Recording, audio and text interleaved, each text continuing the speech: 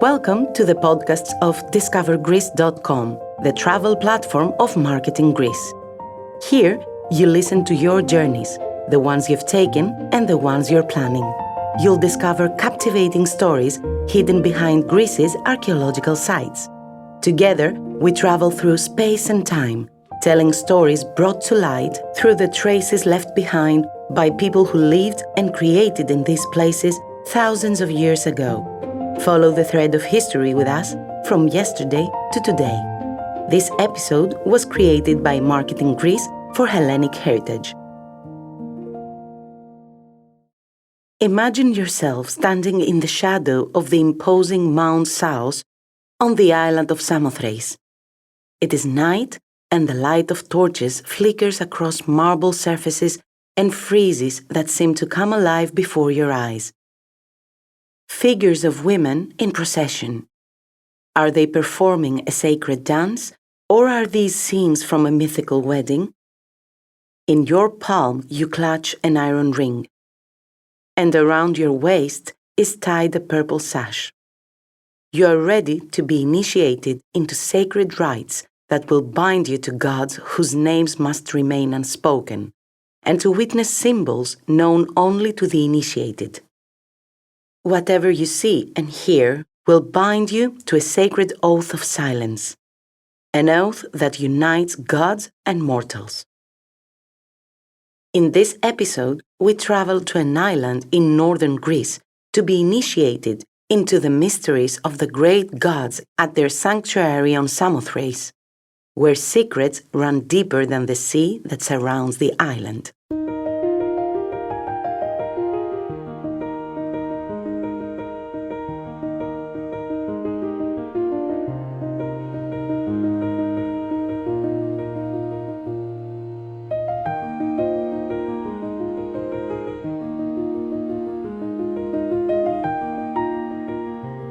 Samothrace was known throughout the ancient world for its imposing sanctuary, where the great gods were worshipped and their renowned mysteries took place.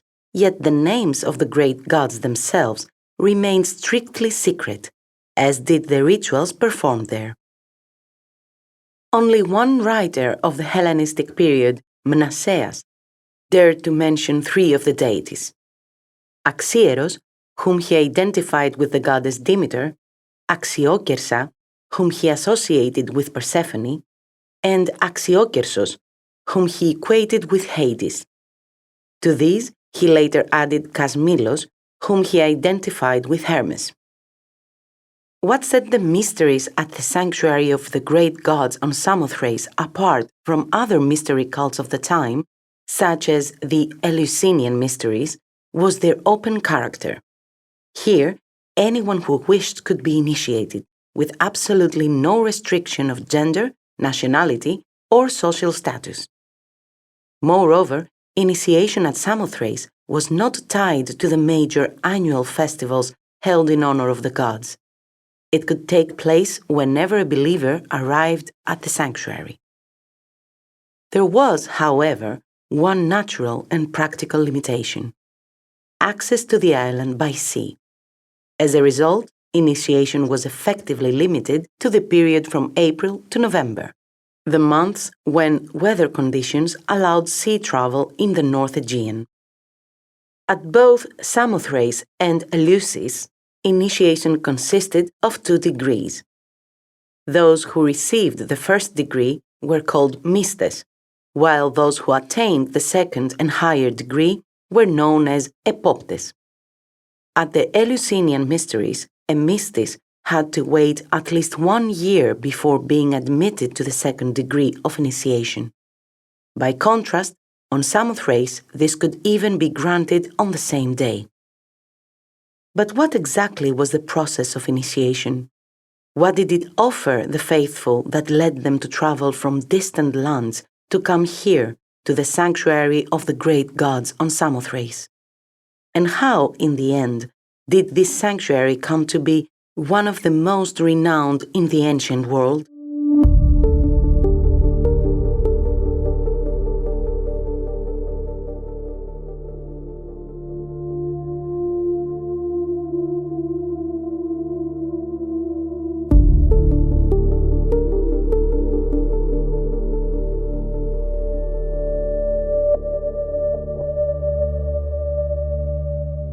According to ancient sources, initiation into the mysteries of the great gods secured for the participant protection at sea, a promise of immense value to the sailors in ancient times. This protection was associated with the porphyrida, a purple cloth that the mystis tied around their waist during the ceremonies. At the same time, as Diodorus, the ancient Greek historian and writer, tells us, initiation made the person more pious and just. Moreover, at least from the 2nd and 1st centuries BC, participation in the mysteries of Samothrace was also associated with securing a privileged place in the underworld. Of course, the initiate acquired a bond, a sacred union, with the great gods.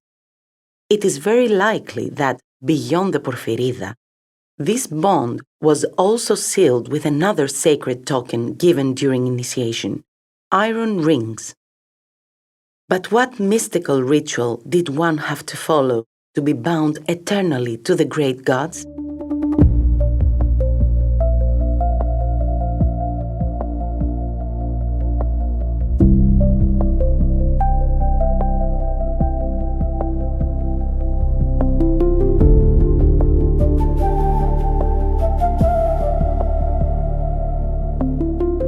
The ceremony takes place at night, and the darkness is broken only by the flickering light of torches and oil lamps.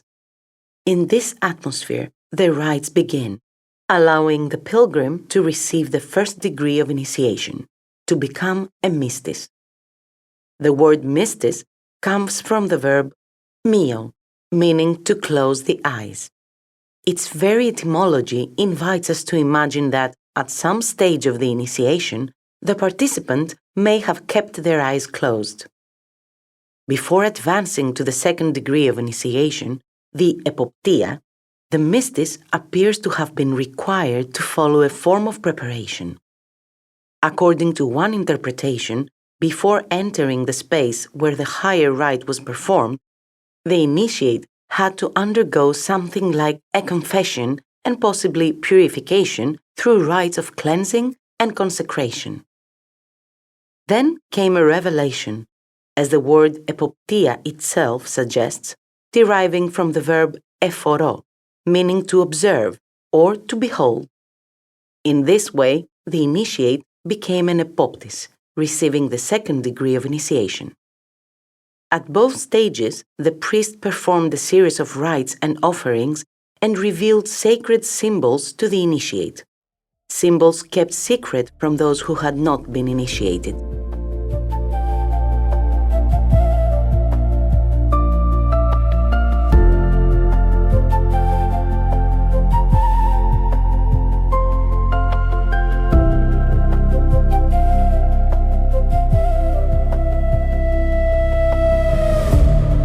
At the sanctuary, annual festivals were also held in honor of the gods, during which worshippers watched a sacred drama. Part of this sacred drama reenacted the abduction of the goddess Persephone by the god of the Underworld, Pluto. Yet we are at the mysteries of Samothrace, where whatever took place had to remain secret. Many details cannot be stated with certainty, and it is precisely this that makes the story of this sacred place all the more mystical and compelling. So perhaps the sacred drama witnessed by the faithful did not depict the abduction of Persephone, but rather the abduction by Cadmos of Harmonia, a goddess who, according to the local version of the myth, was the daughter of Zeus and Electra and was raised on Samothrace. The myth tells us that Cadmus eventually married Harmonia. But how did they arrive at this marriage, and why was it important for the mysteries of Samothrace? According to mythology, when Zeus carried off Europa, her brothers, among them Cadmus, who would later become the founder of Thebes, set out in search of her. In his search for his sister, Cadmus came to Samothrace. There, he encountered the goddess Harmonia and was initiated into the island's mysteries.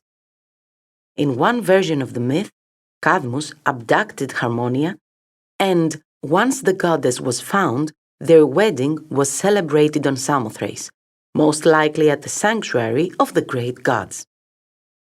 This marriage was especially significant, as it was said to be the first wedding celebrated jointly by gods and mortals. Thus, in the mysteries of Samothrace, the marriage of Cadmus and Harmonia appears to have played a central role in the initiation ritual. It is possible that initiates reenacted Harmonia's nocturnal search while carrying torches, followed by a sacred drama depicting her marriage to Cadmus, culminating in the climax of the initiation ceremony.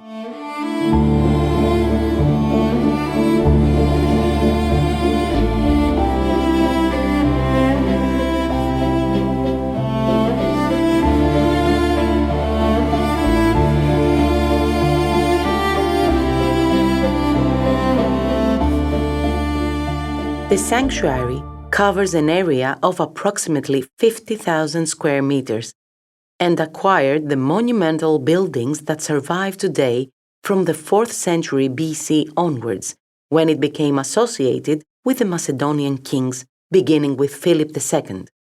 It was here, during their initiation, that Philip met Olympias, with whom he later had a son, Alexander the Great.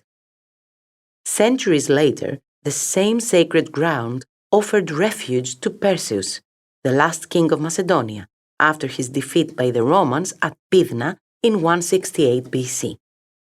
At the sanctuary, worshippers offered dedications to the gods. In antiquity, such dedications were gifts presented in gratitude or in the hope of securing divine favor.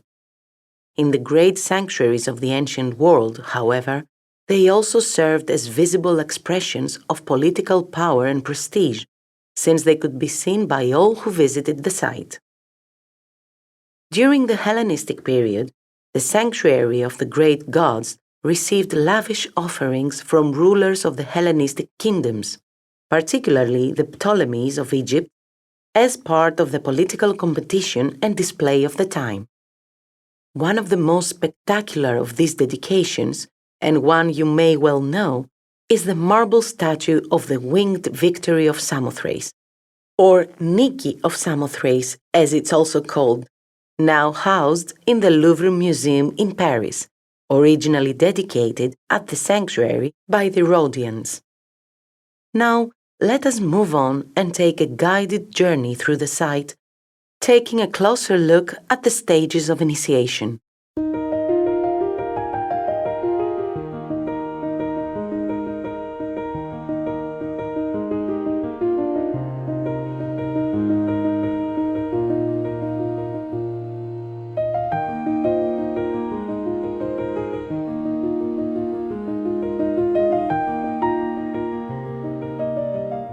Access to the sanctuary was gained via a road that began at the west gate of the ancient city and led to the monumental propylon at the entrance to the sacred precinct, the first building encountered by the visitor.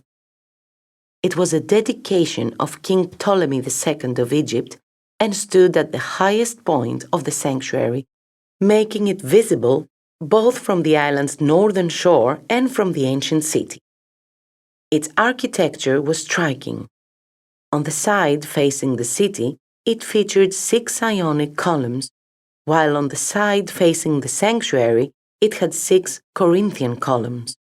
Both facades bore inscriptions explicitly naming the dedicator. As we move further north, we come to the theatrical circle, a circular structure dating to the late 5th or early 4th century BC. It was likely associated with rituals that prepared people for initiation, as well as ceremonies that followed. Beside it stood a rectangular marble building with 6 Doric columns on its facade. An inscription on its architrave thousands of years later informs us that the building was dedicated to the sanctuary by Philip III and Alexander IV, the half-brother and the son of Alexander the Great, respectively. The next building further north is the impressive tholos, a donation to the sanctuary, this time by Queen Arsinoi II in the early 3rd century BC. It was most likely used to serve the ceremonial needs of distinguished visitors who came to the sanctuary from other cities, while sacrifices were offered at its entrance. To the north and east of the tholos, you will see the small sacred house and the anaktoron, two adjoining structures closely connected with the initiation rites. The anaktoron is an elongated building, and its northern section was raised and set apart from the rest, forming an inner sanctuary, an aditon. An inscription found here conveys something of the mystical atmosphere of the place. It tells us that entry was permitted only to the initiated. Imagine that here, within the sacred aditon of the anaktoron, holy rites may have been performed during the first stage of initiation, and that the priests revealed sacred symbols to the mystes.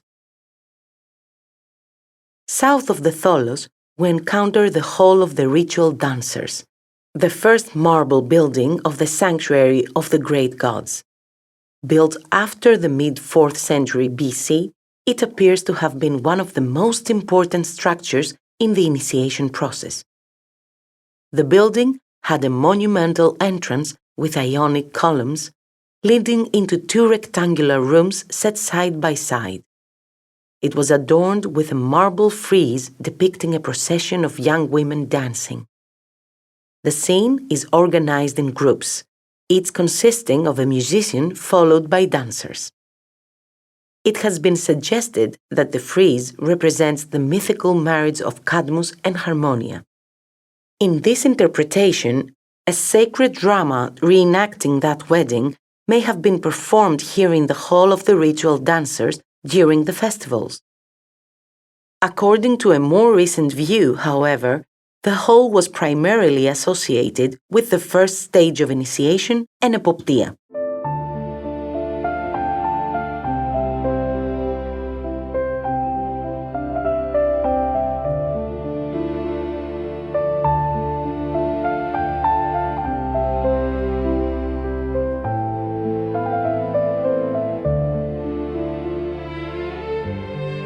At the heart of the sacred precinct, south of the Hall of the Ritual Dancers, stands the Hieron.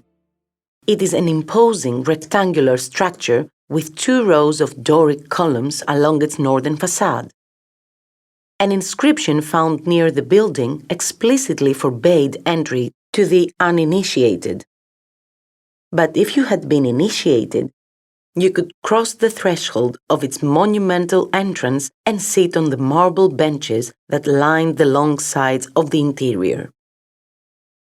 According to one interpretation, it was here in the Hieron, specifically at its rear, that the second degree of initiation, the epoptia, was performed. According to a more recent view, however, the building functioned as a temple of the great gods. Next to the Hieron stood another building, rectangular in shape, with Doric columns along its western facade. It was roofless and enclosed a monumental marble altar, hence its name, the altar court. Immediately beyond, and very close to the altar court, lies the theater of the sacred precinct, built into the slope of the hill. Theatrical contests were likely held here. Behind the theater, on its southern side, stood the monument of the Winged Victory of Samothrace, which visitors would have seen rising above the upper tiers of the city. This iconic statue was discovered in 1863 during excavations led by the French vice-consul in Adrianople, a city in modern-day Turkey. He later transported the sculpture to France, where it remains today on display at the Louvre Museum. As we conclude our tour of the sacred precinct, we see that its western side was defined by the Great Stoa, a colonnaded structure with Doric columns built to accommodate the ever-increasing number of worshippers. North of the Stoa stands the Neorion, the Ship Monument, a building constructed to house a worship dedicated to the great gods. Next to it, a series of banquet rooms may have been associated with ritual meals.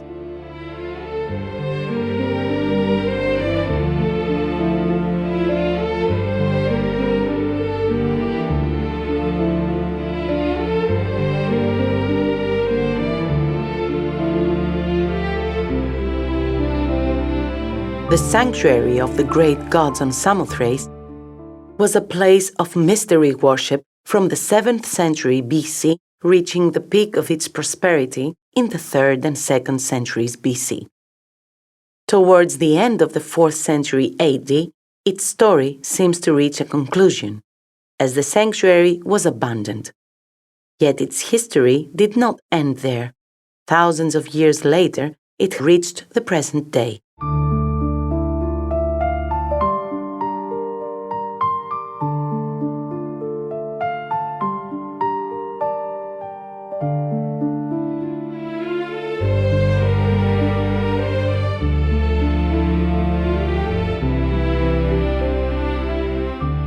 Samothrace remains a place that whispers its secrets through the centuries.